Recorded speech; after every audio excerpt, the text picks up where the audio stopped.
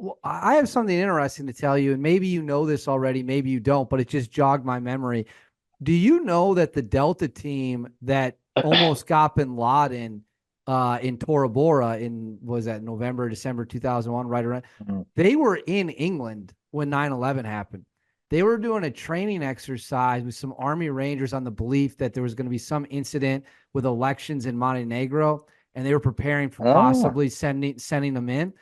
And so the first Delta team was in England. They flew to Germany, and from Germany, and I don't think I'm saying anything that's not public, from Germany into Afghanistan. And the reason I know that is because one of the Rangers who later joined Delta was on this show. And he said, when we were in England doing that exercise, 9/11 happened.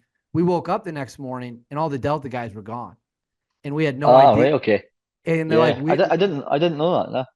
yeah, the first Delta Ah, operators that hit the ground in Afghanistan were in England on a training exercise. wow. Little fun piece of Who history. would who would have thought Yeah, it's a that? pretty small world.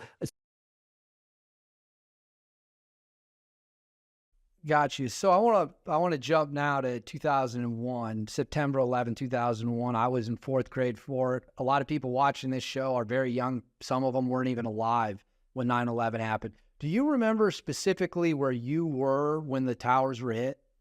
Yeah, we were in Stansted, England, an Air Force base, a British Air Force base.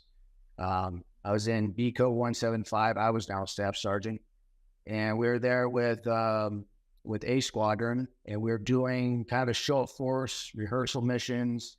At the time, there was an election in Montenegro that wasn't going well. I didn't have all the details, but we were doing like these rehearsal missions in case something would happen, you know, in the Balkans type thing. Um, I remember we went out and we're doing this rehearsal, came back, and A Squadron was gone, and like we had no idea what was going on. I remember there's we didn't have any access to TV or really anything.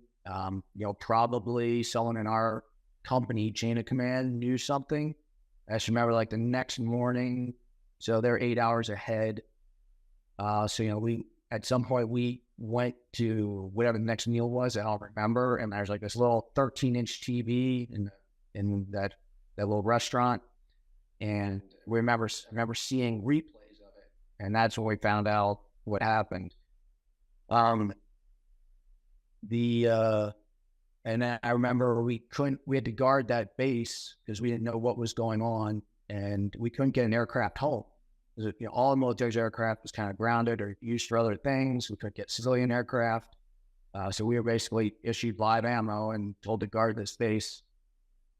Eventually, we went home as 3rd Ranger Battalion was passing. They kind of passed us in the air with elements of all B Squadron and elements of A Squadron to go to objective Rhino and objective Gecko.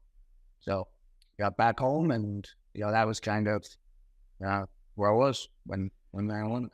And were guys that you were around when 9/11 happened, was the feeling like just find us some targets? Like, did you instantly want to get in the fight, or was there just so much chaos you didn't really have time to think about that? Yes and no. I mean, it was a lot of chaos and just lack of information. At the time we didn't have a lot of not just where we were, but there just wasn't a lot of internet access. Period. Which seems crazy. We didn't have smartphones. We didn't have any of that stuff. So that mainly came later when we started going into Afghanistan.